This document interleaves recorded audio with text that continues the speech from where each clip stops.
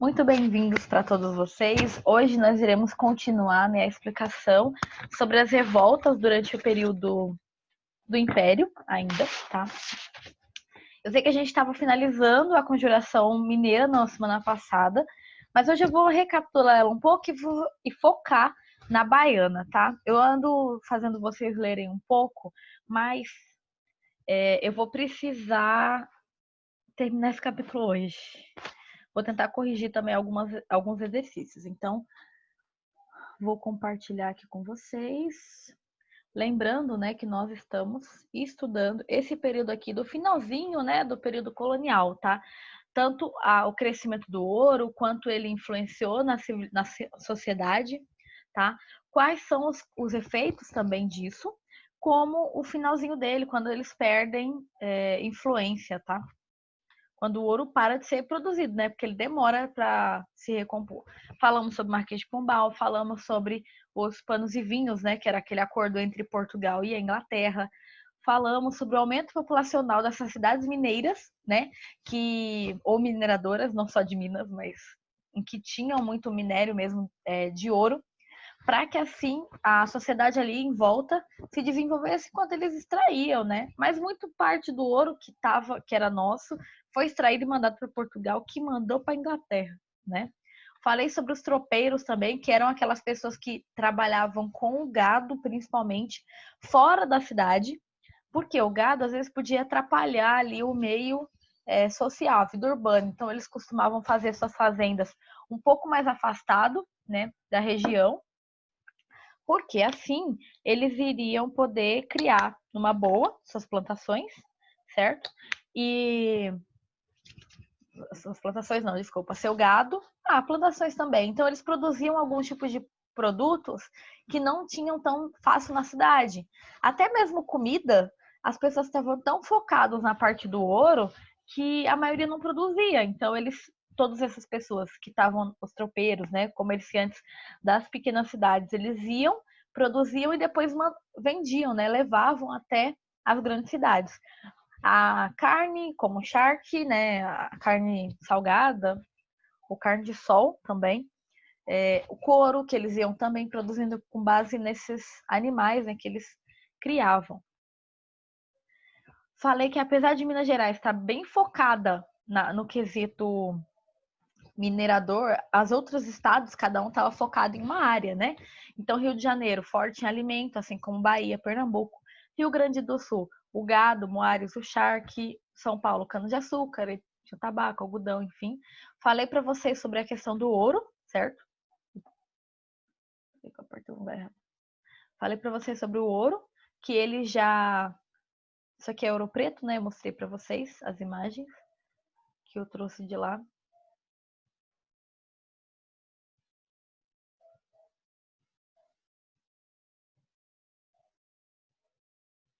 Só recapitulando, a casa de fundição, que vai ser importante para a conjuração mineira. Estilo de moeda. Onde Tiradentes foi enforcado. Essa parte aqui do meio.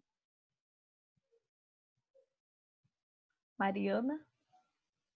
O Pelourinho, onde os negros eram chicoteados, E aí eu falei para vocês que existiram vários tipos de revolta, Essas revoltas começaram por quê?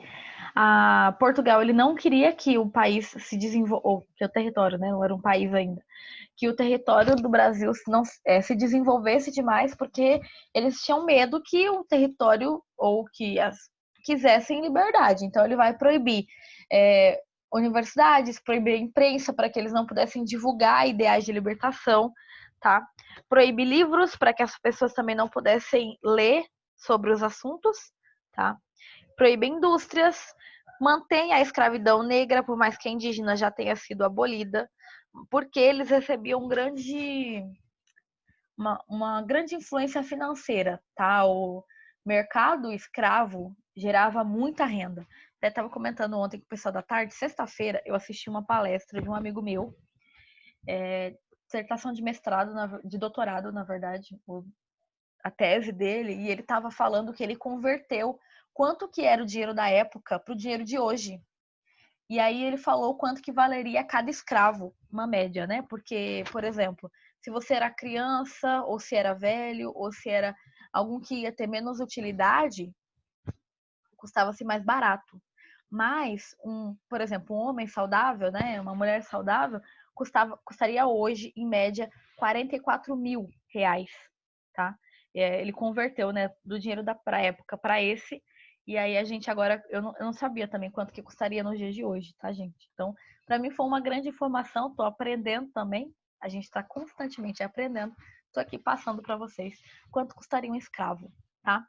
E eles costumaram cada vez mais apertar a política fiscal, elevando os preços, elevando os impostos, porque eles queriam aumentar a receita para pagar, né, as dívidas que eles tinham com a Inglaterra, tá bom? Imposto sobre cada produto que eles iam produzindo ali nas regiões, certo? Como a gente falou lá na página 26. Lembrando que cada região ele produzia um tipo de produto, então eles vão ampliar, né, de alguma forma, a insatisfação quando cada produto que é desenvolvido ali vai aumentar o imposto. Eles já tinham imposto tanto sobre o produto quanto sobre a venda, e aí o Portugal vai ampliar ainda mais. Então as pessoas não vão gostar. Na revolta da Maneta, em Salvador, é pelo sal, eles aumentam, né, o imposto do sal, tá? A revolta do Pintingui é sobre a cachaça. Lembrando que a cachaça, a pinga, são de origens brasileiras, tá? Até na faculdade eu aprendi, não estou induzindo ninguém a beber, estou só contando um fato histórico. O que acontece, né? Na época das canas de açúcar, os negros eles extraíam a cana, depois eles fabricavam, né, o caldo, né, como se fosse caldo de cana, e aí deixavam ali, e muitas vezes eles deixavam fermentar, né? Esqueciam aquela pote ali, deixavam, mesmo que sem querer, dizem que foi sem querer, pelo menos no início, né? Deixava-se fermentar. E acontece que esses negros muitas vezes eram chicoteados, a pele das costas dele era tudo aberta, né? Por causa do chicote. Se eu não me engano, acima de 5 chicotadas já começa a rasgar a pele, né? Então começou a abrir, né? E era bem aberto, assim, cheio de feridas das costas. Esse produto fermentava ali naqueles grandes baldes, né? Da produção do açúcar, enfim. E quando condensava, subia para o teto, né? Depois, quando tem água no teto ou algum tipo de líquido, uma hora ele pinga. Então, quando ele pingava nas costas dos negros, ardia aquilo muito, muito forte. Por isso que tem a ideia da pinga, tá? Porque literalmente pingava nas costas dos negros aquele produto, naquelas costas machucadas. Só que depois eles descobriram que com isso, quando pingava, né, nessas regiões, diminuía a chance de infecção, né? Não sabia que era isso ainda, mas dessas feridas abertas. Então, muitas vezes, até como forma de resistência, eles permitiam com que esse produto, né, ficasse realmente fermentado para poder passar, né, nas regiões em que eles estavam machucados para não infeccionar, para eles terem mais chance de sobreviver, tá? É uma forma de resistência. É a própria pinga. E alguns deles bebiam, né, esse líquido para fazer suas festas, enfim, seus rituais, e também para fugir um pouco, né, da realidade, tá? Tanto que Pitingui é uma marca, né, de pinga, se eu não me engano. Com certeza. Eu já ouvi falar, mas não sei se não tenho certeza. E a parte do Felipe de Santos aí, né, que foi em Minas Gerais, é a de Vila Rica, né, que é a que a gente está estudando aqui. Gente, então, nós temos a devassa. O que foi a devassa? Tá na página 26 também. Ela era uma apuração dos fatos, porque toda vez que esses grupos se levantavam, né, contra o governo, de alguma forma, às vezes eles nem criavam realmente o movimento. Era só as ideias, tá? E essas ideias poderiam ser prejudiciais para o governo. Eles não queriam, né, que as pessoas se acabassem de alguma forma sendo levados por esses pensamentos, tá bom? Então, o que eles vão fazer? Eles vão criar uma espécie de um tribunal para poder averiguar cada um dos fatos para ver se essas pessoas realmente estavam criando levantes contra o império, tá bom? Então, muitos deles, eles apuravam os fatos, eles podiam ser condenados ou exilados, tá bom? No caso do exílio, normalmente para colônias portuguesas, então poderiam ir para a África, outros lugares que Portugal também tinha colônia, tá? No caso dos mortos, eles normalmente recebiam uma morte exemplar. O que é uma morte exemplar? Uma morte de uma certa forma bem violenta, para que as pessoas não pratiquem os mesmos atos e acabem recebendo a mesma punição. Por exemplo, Tiradentes, né, que foi enforcado, esquartejado e espalhado seus pedaços de corpos pela cidade, tá? Então esse é o tipo de morte exemplar. Existem outras formas também de morte exemplar, por exemplo, normalmente morto, mas às vezes acontecia a pessoa viva também, amarrava-se ela numa carroça e deixava o cavalo ir embora, sabe? Se você já andou numa rua de paralelepípedo, que era o costume, né, na época, quem não era rua sem asfalto, terrão mesmo, era paralelepípedo, né? Sabe que elas são pedras, né? E que não são colocadas retinhas. Então você imagina o que não faz com o corpo aquele negócio, né? São mortes realmente violentas para poder a pessoa não querer fazer nenhum tipo disso, tá? E a gente falou também sobre as ideias iluministas vindas pelos filhos dos colonos, né, que estudavam na Europa, principalmente filhos de médicos, filhos de advogados, pessoas intelectuais que iam fazer nessa faculdade lá e traziam essas ideias, como aplicar, né, as ideias iluministas aqui no nosso território. Começaram então a trazer, né, essas ideias de liberdade, de igualdade, tá? Lembrando que as ideias iluministas da Revolução Francesa, por exemplo, não são igualdade, liberdade, fraternidade para todo mundo, tá? É para elite. A população no geral não sabia nem ouviu falar dessas coisas que a gente está comentando aqui. Por quê? A maioria não estudava, tá? Tinha que trabalhar desde cedo, então dificilmente as pessoas tinham alfabetização, que era o mínimo. E aí nós temos as ideias trazidas também não só da Europa, mas a independência dos Estados Unidos, que é o primeiro país das Américas a ganhar sua independência. Então eles vão ficar, nossa, alguém conseguiu, a gente também consegue. Vamos começar a lutar por isso. E aí tinha a questão do Haiti, que também ganhou sua independência, mas não foi as elites, foi a população negra. Então eles vão criar um sentimento de medo também de que os negros se levantem contra essas elites brasileiras, tá? Então, eles vão começar a criar esses movimentos para que não possa existir nenhum tipo de levante negro e acabe, assim como foi no Haiti, ganhando a sua liberdade e tirando ou matando eles, enfim, né? Metrópole e governadores começaram a ficar preocupados por causa desses dois movimentos aqui, por estarem questionando os movimentos, né? Os levantes, no geral, que foram do período, eles costumavam questionavam absolutismo, né, português, em que Portugal mandaria em tudo que era relacionado ao Brasil, apesar de ser de Portugal, né?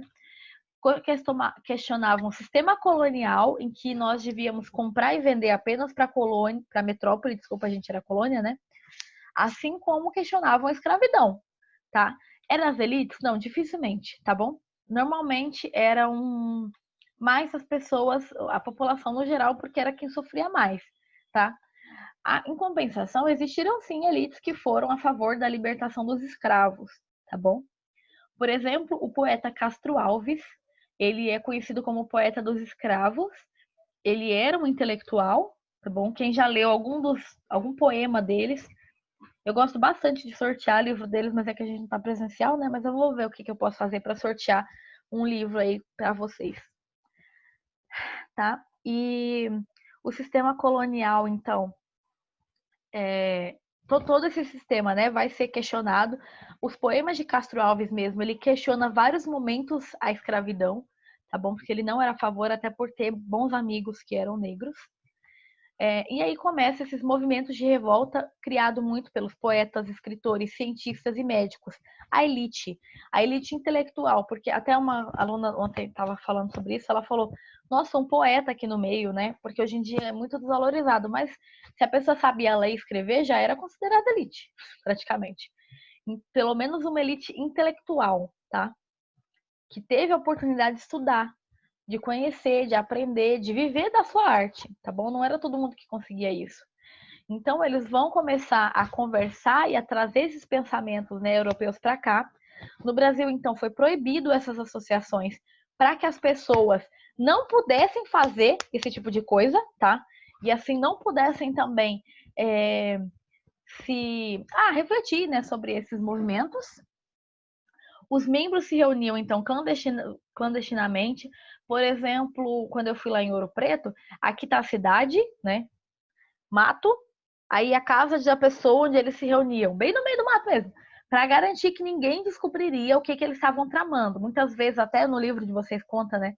Que quando eles criaram a ideia da Confidência Mineira, foi num batizado de uma das filhas de um deles, porque eles não podiam falar isso abertamente. Então eles aproveitavam oportunidades para tentar conversar, tá? Gente, quem colocou alguma coisa no chat? Deixa eu ver se eu consigo abrir. Consegui.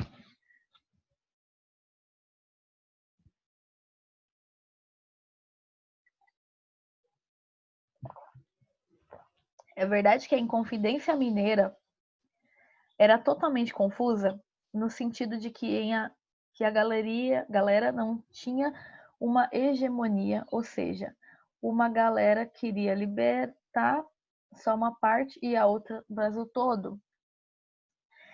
A Inconfidência Mineira ela vai ser bem confusa mesmo, tá?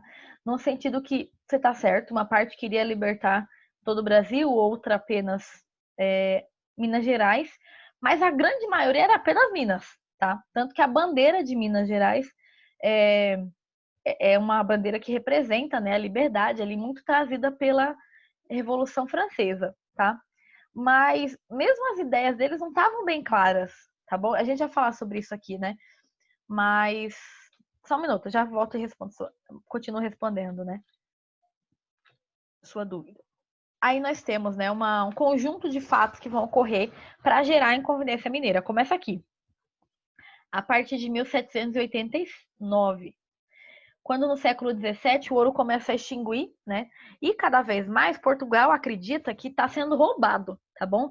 Se eles estão diminuindo a quantidade de ouro que eles estão enviando, é porque eles estão roubando da gente. Então eles vão instituir o quinto. O que é o quinto? Gente, é importante saber o que é o quinto, tá? Cai em vestibular, aprende logo que é mais fácil do que ficar voltando isso da hora. O quinto era um tipo de imposto onde eles deveriam pagar 20% de todo o ouro extraído, né, durante aquele ano para as câmaras municipais que iriam mandar para a casa de fundição, né, que eu expliquei, e aí iriam derreter, colocar o cunho da moeda de Portugal e enviar para lá, tá bom? Então, todos os anos eles tinham que pagar esses 20% de toda a produção anual, tá bom? Era o único imposto que eles pagavam? Não, eles pagavam um monte de outros impostos. Imposto pela quantidade de escravos que você tinha, imposto pela quantidade de terra que você tinha, imposto pela... várias coisas, tá? Por morar aqui em determinados territórios. E ainda institui-se o quinto para garantir com que para que Portugal tivesse mais para que Portugal garantisse então que tivesse mais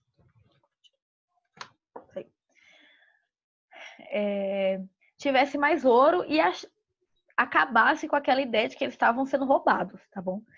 Só que isso não vai dar muito certo sempre. Lembrando que aqui, olha, eles tinham que pagar 100 arrobas por ano. Gente, arroba é o preço que você usa pagado, entendeu? O peso, desculpa, preço não, o peso que você pesa gado, para você ter uma ideia. É como se eles comparassem o ouro a gado. Então, pensa o peso que eles não queriam que levasse, né, de ouro para Portugal. Mas e se não conseguisse? Se durante 2 anos seguidos, né, não conseguisse a garantia de pagar o quinto, aconteceria então a derrama. O que é a derrama? A derrama, basicamente, é importante saber isso também, é outra coisa que cai bastante em vestibular. A derrama, então, era uma garantia de que Portugal iria receber alguma coisa. Se durante 2 anos seguidos ele não recebesse o quinto, ele iria mandar um novo ministro ou um novo governante ali para aquela região, também de Minas Gerais, né, para poder recolher o que as pessoas tivessem em casa, né? A gente comentou até sobre isso. Quem tem mais paga mais, quem tem mais escravos paga bem mais também, tá bom? Eles trocavam o ministro porque acreditavam que então aquele ministro ali, se ele também não está recebendo, é porque o ministro está de falcatrua também com o povo ali, deve estar roubando também, tá? Então eles pagavam por meio dos seus próprios bens. A população não gostava nada da derrama. Ela aconteceu 3 vezes antes, né, da Inconfidência Mineira, que foi em 1763, 1771 e 1773. 63, 71 e 73. Tá na página 28, tá?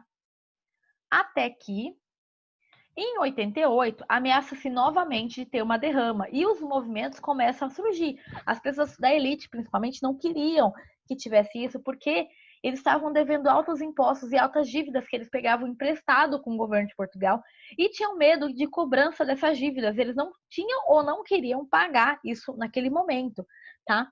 Então, eles vão dividir as tarefas de que cada um iria fazer, né? Pesquisar como ter o levante. Ideais de liberdade. Mas liberdade para quê? Para não pagar o imposto ou as dívidas que eles estavam cobrando, tá bom? Então, eles vão querer principalmente sobre isso. Se você falar qual que é o motivo, né, da Inconfidência Mineira, tiveram vários, mas da questão do pagamento do imposto através da derrama é que eles eram um dos principais do início, tá? Manda-se, então, um novo ministro para cá, né, para a região do Brasil, para garantir que esse ministro possa cobrar a derrama. Quando ele chega aqui, ele vê que as coisas estão bem feias, assim, que vai acontecer um levante, ele não quer lidar com aquilo, naquele momento ele tem um bom time e ele cancela isso, tá bom? Aqui tá a bandeira de Minas, né? Libertas, que será também, né? É um slogan de muita representação, muito exemplo, na verdade, da Revolução Francesa, de igualdade, liberdade e fraternidade, tá? E aí acontece a Confidência Mineira, como eu falei, é como ficou conhecida a revolta de caráter separatista que estava sendo organizada. A baiana também é separatista, tá? Mas essa aqui é pela elite. Essa revolta foi organizada pela elite socioeconômica de Minas Gerais e acabou sendo descoberta pela coroa antes de ser iniciada, como eu falei. As pessoas, então, foram presas, vários deles, né, ocorreram, então, a devassa, né, em que eles pesquisaram tudo mais. Algumas pessoas entraram em acordo com o próprio governo para dedurar os colegas, enfim. Vários deles, acho que foram 14, se eu não me engano, que foram exilados, mas o único que morreu foi Tiradentes. Ele não era um dos principais pessoas que estavam ali na liderança do movimento, mas ele fazia, assim, parte, principalmente de distribuir os folhetins, tá bom? E ele tem essa morte exemplar que eu expliquei para vocês. Ele vai ser enforcado, mas seu corpo vai ser esquartejado e espalhado pelas regiões ali da cidade. E aí nós temos a conjuração baiana. Por meio das crises, né, em Salvador, pela mudança de capital, da capital, né, de Salvador para Rio de Janeiro, vai causar altas crises. Por quê? Você perguntou sobre a... Eu já volto, peraí. Para isso aqui, deixa eu responder de novo a pergunta lá dele, né? Sobre as ideias, né, de liberdade, se era realmente isso. Como eu falei, era de liberdade, era separatista, mas era separatista porque eles não queriam ter que pagar imposto, entendeu? Ou não queria ter que pagar o que eles deviam, tá? Basicamente isso. Mas sim, é de cunho separatista, assim como a Conjuração Baiana. São os dois grandes movimentos desse período, tá? Então, quando a capital muda-se para o Rio de Janeiro, Salvador, que antes era a capital, vai ficar muito defasada, no sentido que a maioria das pessoas que estavam ali e que tinham dinheiro, as elites, né, as pessoas que governavam a região, vão migrar também para a capital do Brasil. Tá? Então a cidade vai ficar bem devastada no sentido que não tem dinheiro circulando ali. Então as pessoas vão falir, vão ter vários problemas econômicos na cidade, tá? E aí começa-se então esse movimento. É um movimento separatista que veio de ideais jacobitas. Se você lembra quando a gente estudou a Revolução Francesa, acho que eu voltei demais, né? 10 minutos, ai Deus. Quando a gente estudou a Revolução Francesa, teve as ideias de que a população no geral tinha que ter o direito também de falar, de governar, e aí eles viram que deu certo no Haiti. Então eles começam um grande levante popular, tá bom? Era um levante independente de criar uma república popular independente, assim como foi no Haiti. Era separatista, não só de Portugal, mas também da região aqui. Então eles queriam se tornar, né, um único país, assim, basicamente. Buscavam, então, igualdade nas classes baixas, em que eles tivessem mais liberdade também de governar aquela região, tá? A elite vai criar o seu próprio movimento, muito parecido com esse, mas em que a elite pudesse continuar na liderança. A elite que tinha sobrado aqui, tá bom? Ou na Bahia, né? Só que, diferente da classe popular, que vai ser tudo no sigilo, tá? Eles não vão falar o que está acontecendo, a população vai saber, mas as elites não, eles não vão distribuir folhetins, é boca a boca o movimento, entendeu? O que eles buscavam, né? O sentimento anticolonial crescente, as pessoas não queriam mais ter que depender sempre da metrópole, né, de Portugal, buscavam igualdade racial para que os negros também tivessem liberdade, assim como pudessem ser líderes, né, das regiões, porque na Bahia, por exemplo, a grande maioria era negros, certo?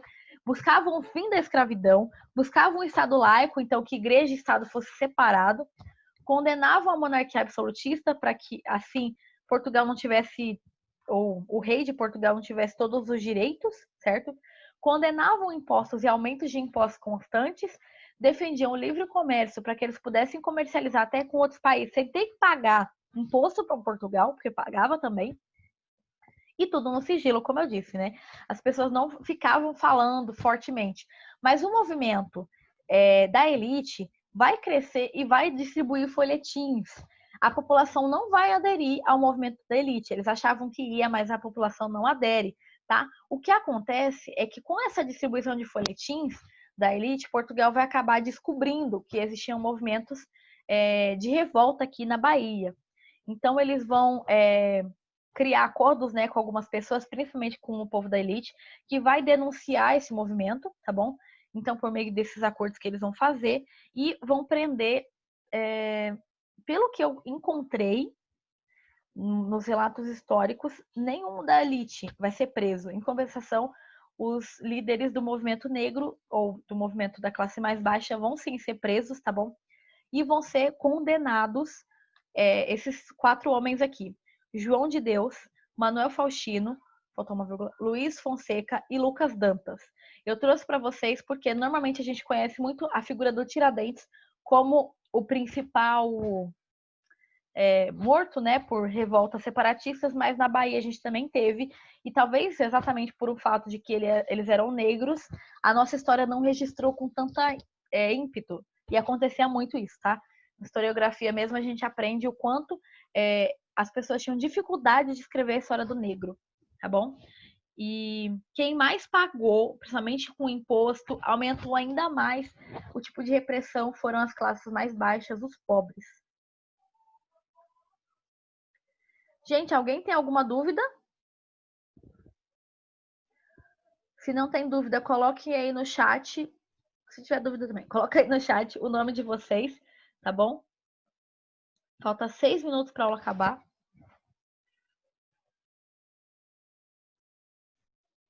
Opa.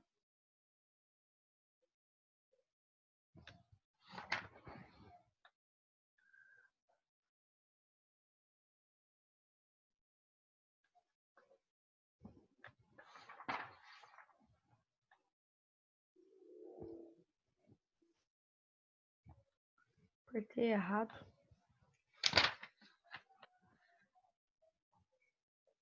Que coisa. Página 26 do livro de vocês. Vamos aproveitar para corrigir os exercícios nesses 5 minutinhos, tá?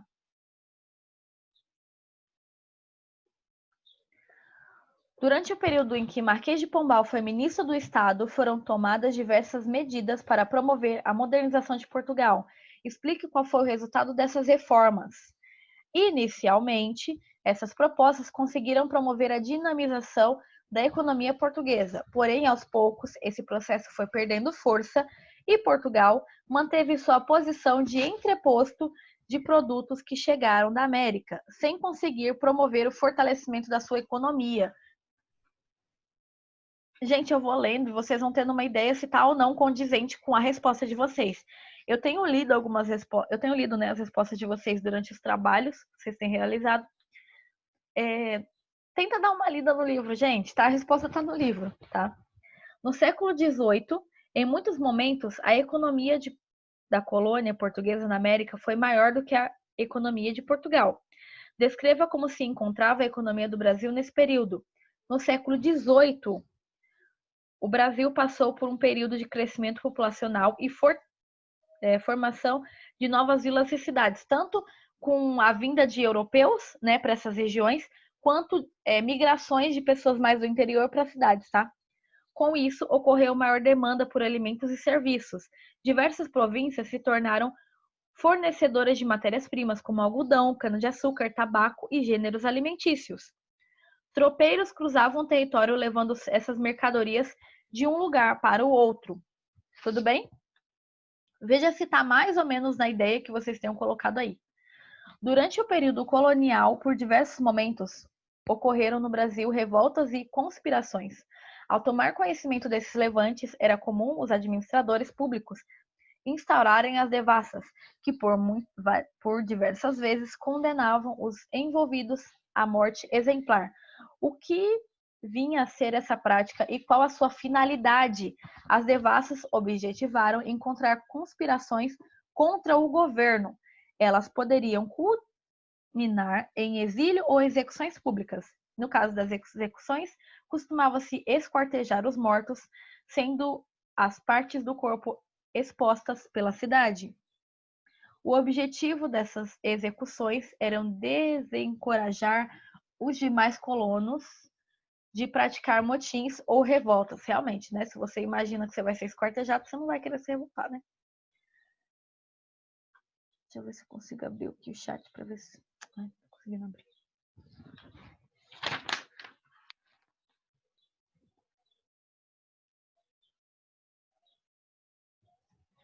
As ideias iluministas está na página 31, tá, gente? As ideias iluministas e as informações sobre os eventos relacionados a elas, com a Revolução Francesa, a independência dos Estados Unidos e a Revolução Haitiana, chegaram ao Brasil no século XVIII. Porque a propagação dessas ideias e dessas informações trouxeram preocupação à coroa portuguesa. Os movimentos citados questionavam o absolutismo monárquico, o poder divino dos reis e os privilégios sociais, a política colonialista, a cobrança de impostos, a independência religiosa, intolerância religiosa, desculpa, e a escravidão. Basicamente, né, tudo que eles pregavam até então nas nossas colônias, né, na colônia onde a gente morava. Esses elementos compunham a relação existente na época entre Portugal e sua colônia na América. A preocupação do governo português, portanto, era evitar que esses questionamentos culminassem na ruptura do domínio colonial. Então, eles não queriam era que acabasse um levante tão grande em que rompesse, né? Acabasse com a colônia e a metrópole tendo uma ligação e a gente proclamasse independência. Pessoal, acabou a aula. Ui, tinha uma pergunta, peraí.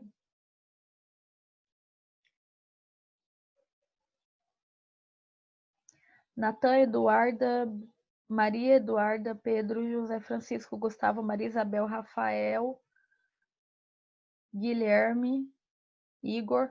Mais alguém que não colocou o nome no chat? Sara. Prof, você acha que por não termos uma construção, ou seja, algo que nos torne brasileiros, tivemos que criá-los, por isso que Tiradentes é representado como herói nacional? Representado como herói nacional e se aparece com Jesus devido a antigamente o cristianismo, o catolicismo tinha hegemonia do povo. É possível que devido a não termos essa construção milenar que nos torna brasileiros, acho que isso poderia ocasionar a queda. Nossa, fantástico essa colocação. Maria Isabel já colocou também. Emanuela, Bruna, Alice, Vinícius. Tá com dúvida? Nossa, muito boa a colocação. Realmente, a nossa identidade nacional teve um pouco de dificuldade em encontrar